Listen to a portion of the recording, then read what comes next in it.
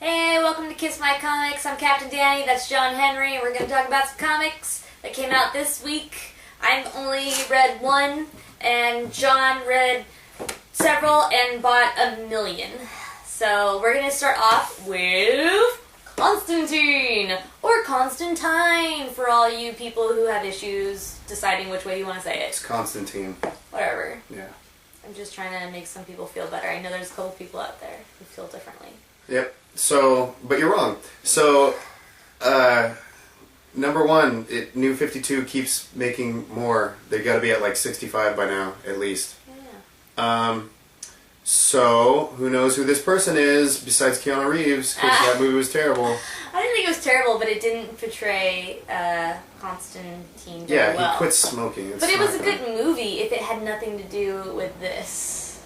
I thought that's my interpretation. But it did, and it failed. Anyways, so Hellblazer, long-running title since the 80s, and who used to be doing that? Garth Ennis, maybe? There's a lot of contributors, yeah, and he did write some, but there was like a ton of people. And then, of course, the New 52 Justice League Dark, and now he has his own title. He's a really cool character. He even has some cameos in The Sandman. None of those are connected, by the way. Yeah. There's these completely different stories. So John is kind of he's like a British kind of a punker, kind of an asshole a little bit, but he dabbles in the dark arts and basically not dabbles. He's an expert. He's a badass, and he basically he's like fighting for the side of like the light and to like keep evil sorcerers like at bay and just kind of keep the magical world like in check. And he kind of sins so you don't have to. Like, yeah. He's always getting... They describe him as a con man, and maybe, I didn't read Hellblazer, so I don't know the con man part of him very well. I read a few of them. But he can be a low-down, dirty dude, but he's fighting for the good side. Yeah, he's totally willing to make sacrifices and, you know, like other people's lives. Which you get to know in this issue. Because he, you know, he understands like the greater good, and he'll like, you know, if his sidekick has to die, he's totally okay with that. Yeah. And the whole way he'll just like lead his sidekick to his death. And this is written by Jeff Lemire, by the way, so I know that gives him a little cred. If you're a Sweet Tooth fan, you know, he wrote that. And he also did a lot of work on the Rot World series, which I was super all about. He was writing Animal Man, and that was cool. And I've read a lot of reviews, and a lot of people think the artwork is super nice. What do you think? I don't know what I think. The art was good. Pretty good. Yeah, especially like... the burning up of the woman. Sargon. Oh, yeah. Right? Yeah, the chick. The daughter of the original Sargon. Yeah. And she's cool. She's alright. I don't know. I think it's a little silly, like, the guy who does magic is having, like, some magic people come after him from the occult and, oh, there's a relic and... It's standard, you know, dark arts stuff. Yeah. Good character. Still smoking, but of course. He's not going to be cussing as much, and there won't be as much sex in this as there was Hellblazer. But, you know, if you're a Constantine fan, you should read it. I think the New 52 in general has been like going the opposite of Disneyfication. Like there are themes and like dialogue and like concepts that are, like I was like, wow, I can't believe they put this in like a mainstream title. Like stuff in, I don't know, I can't think of an example off the top of my head because I've been absorbing so much of it. But yeah, at least they're not totally trying to make it like rated G. Oh no, there's still tons of violence in. I feel like comics are getting deeper and deeper as the years go on. The content is getting way juicier, definitely. Yep, but in this one, less tits. You know, there's a balance. It's fine. So Robin is dead. The fourth Robin. Bruce Wayne's son just got killed off, which is really weird because they just started the New 52 and there's that whole title called Batman and Robin. I don't know what they're going to do with it. I doubt I don't know. It's hard to believe when someone dies these days. It really is. You just can't. I don't know. He might be dead forever. I don't know. I like him. He's a little lovable, like, hate-driven killer, and he was such a good addition to the whole team. He was like the black sheep for sure. I'm gonna miss him if he is dead forever. I was just getting used to him, but totally gets killed by League of Shadows or whoever his mom is actually working with. I don't know if it's still League of Shadows or if she's doing her own thing. Very sad. The aftermath, of course, across all the Bat titles is the Requiem thing that they're doing, and I think it's just this month. It's like showing. I don't know, maybe it'll drag on, but just showing. All the 18s, showing everyone's reaction in the aftermath of him being dead. Batman and Robin, especially cool. No dialogue, all visual. Just watching Bruce Wayne cope with the death of his son. Pretty heart-wrenching. So that's what's going on in the Batman world. It's rumored that a girl might take Robin's spot. And she's the really cute girl. Actually, I don't even know. I don't read the series. Oh, what, the Harper chick? Yeah, was that her name? Ro.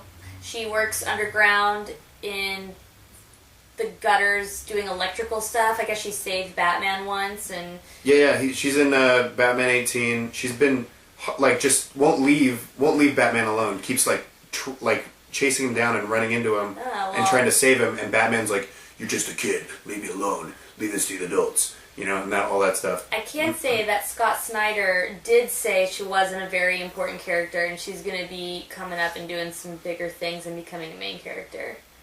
Scott Snyder seems to think this is a new baby. Well, in Batman 18, they finally bond. Okay. Batman and Harper. So after he breaks her nose, awesome. But yeah, I don't know. Maybe that'll happen. If Frank Miller can make a female Robin, anyone else can. Dark Knight reference. Okay, other than that, oh my god, I bought so much stuff. I spent way more than I intended to, but apparently I'm behind. So, Sledgehammer 44, #1, that's Hellboy stuff. Big Colossus mechanical robot guy fights Nazis. Justice League of America, first 2 issues are out. Yeah, you know what that is. I don't have to explain it. Wait, there's a whole bunch of different covers for this. This is kind of cool. Every, Puerto Rico even, but I think most of it's the states. It's not countries, right? This one must be a really cool one, or maybe it's because of political stuff right now. But there's one for every state. I have some for California if you want. That means there's at least 51 different covers for that issue. It's kind of unnecessary. Age of Ultron #2, which is a cool little mini-series, post-apocalyptic, Ultron rules the world, most of the Avengers are dead. Really fun. Countdown to Darkness, really excited.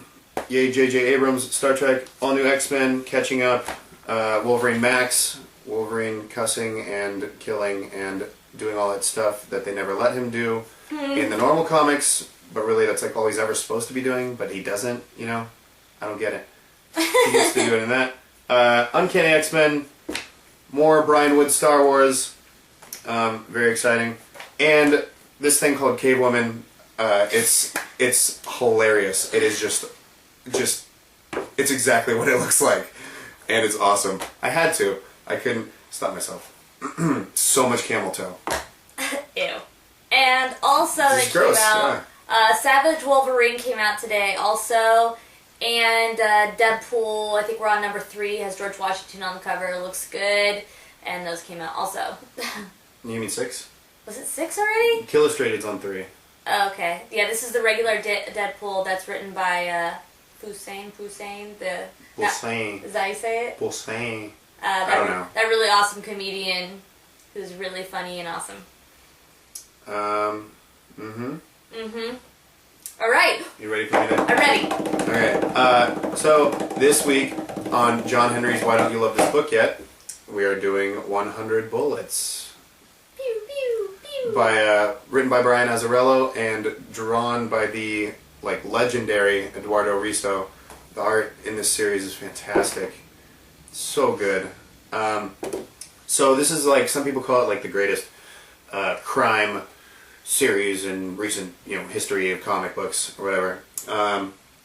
It's very, very good. The premise is awesome. A strange man named Agent Graves shows up to you. You're a stranger. You've never seen him before in your life. He shows up, hands you a briefcase filled with a ton of information on the person that ruined your life and a bunch of evidence as to why this person ruined your life.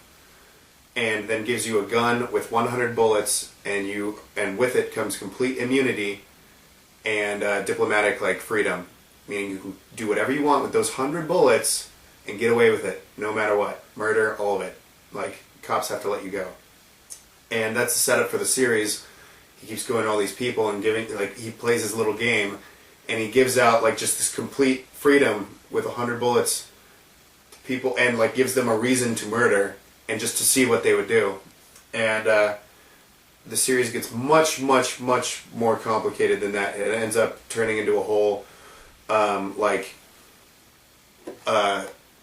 shadow government, like richest families in the world ruling the world, and this whole like long war that's been going on. It's really hard to explain. It gets pretty big. It won a ton of awards, and it is quite good. It is done, so if you start reading it, you can read all the way through. I started reading it 3 volumes from the end, so every time one would come out every 6 months, I'd have to reread the whole thing just to know where it was. Because there's so many twists and turns, and there's a lot of information, and the characters are amazing. And plus it's ultra violent and really, for the not easily scared, I suppose. Ooh, sounds like a challenge. It's a very fun series. It was one of the first, I don't know, not one of the first, but one of the series I got into like 5 years ago when I was like getting all the old mainstays and all the good stuff, catching up on the last 20 years in comics. So yeah, read that. Do it. Because I said so. And I just gave you a bunch of good reasons. Yeah, you did. That sounded amazing. I haven't read it yet, and now I want to. That's just too crazy. Alright, kids. That was our episode. I feel really pathetic right here with my one comic and you with that giant stack. I'm overcompensating. So small. You just told the whole internet you have a tiny wiener. Is it true? Am I being serious? Or am I joking? We will never know. Maybe you should try to find out. Wieners!